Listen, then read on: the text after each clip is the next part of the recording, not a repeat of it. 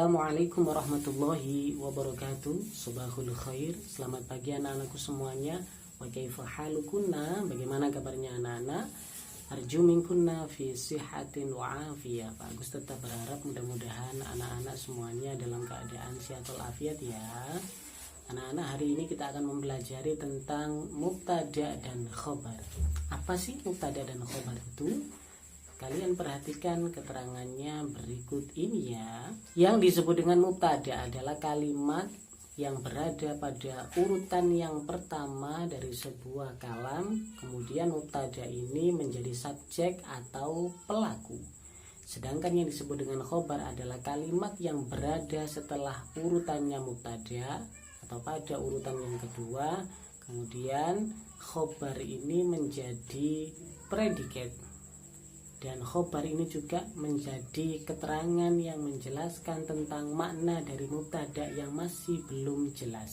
Kalian perhatikan beberapa ketentuan dari mubtada dan khobar berikut. Yang pertama, mubtada itu harus berupa isim ma'rifat, isim yang menunjukkan arti khusus. Baik nanti berupa nama orang, nama benda, nama tempat, atau kalimat tersebut bersamaan dengan al. Dan kalimat yang menjadi mubtada ini ada kalanya cuma satu kalimat, bisa juga lebih dari satu kalimat karena berupa susunan idhofah. Sedangkan ketentuan kalimat yang menjadi khobar ini bisa berupa isim nakiroh, isim yang menunjukkan arti yang masih umum, bisa nanti berupa pekerjaan, atau bisa berupa sifat, atau juga bisa berupa man'ut, atau kata yang disifati dan lain sebagainya. Atau kalimat yang menjadi khobar ini berupa isim ma'rifat, baik berupa nama orang atau kalimat yang bersamaan dengan al, alif dan lam. Sekarang kalian perhatikan contoh berikut. Yang pertama adalah mubtada dan khobar yang masing-masing antara mubtada dan khobarnya itu dua-duanya sama-sama satu kata. Misalkan seperti contoh al-ilmu nurun, ilmu itu cahaya. Al-ilmu, kalimat tersebut menjadi mubtada dan dia hanya satu kata. Kemudian nurunnya menjadi khobar, dia juga satu kata. Contoh yang kedua, misalkan mubtadanya berupa dua kata, sementara khobarnya hanya satu kata. Misalkan contoh, tolabul ilmi faridotun, menuntut ilmu itu hukumnya wajib. Tolabul ilmi, ada dua kata yang mana tolabul ilmi itu merupakan susunan idhofah, mudhof dan mudhof ilaih. Dia menjadi mubtada. Kemudian faridotun menjadi khobar dari tolabul ilmi yang mana faridotun ini hanya satu kata. Contoh yang ketiga, mubtadanya berupa satu kata sementara khobarnya ada dua karena khobarnya disifati. Seperti contoh Muhammadun tilmidun mujtahidun.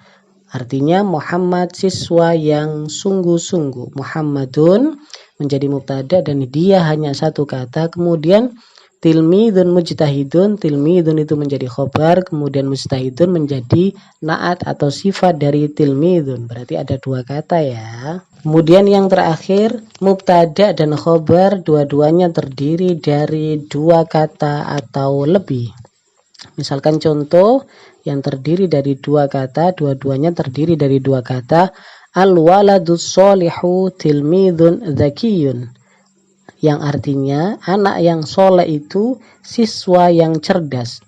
Nah, di situ al-waladus solihu, al-waladu menjadi mubtada, kemudian as-solihu menjadi sifat atau na'at dari al-waladu, kemudian tilmidun menjadi khobar dari al-waladu tadi.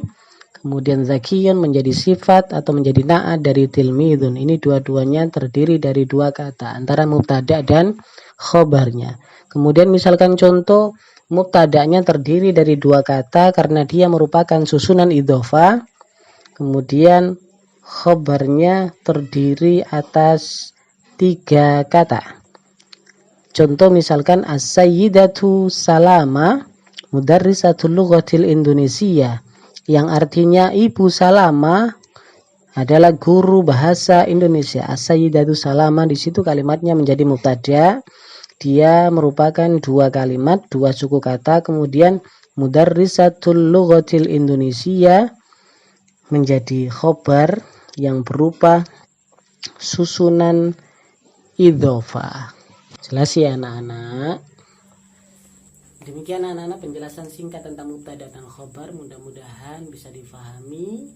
Dan tugas untuk kalian adalah mengerjakan latihan 2 pada kitab kalian halaman 90, yaitu menerjemahkan kalimat yang berbahasa Indonesia nomor 1 sampai dengan 5 diterjemahkan ke dalam bahasa Arab sesuai dengan susunan mubtada dan khobar sebagaimana yang dijelaskan oleh Pak Agus tadi.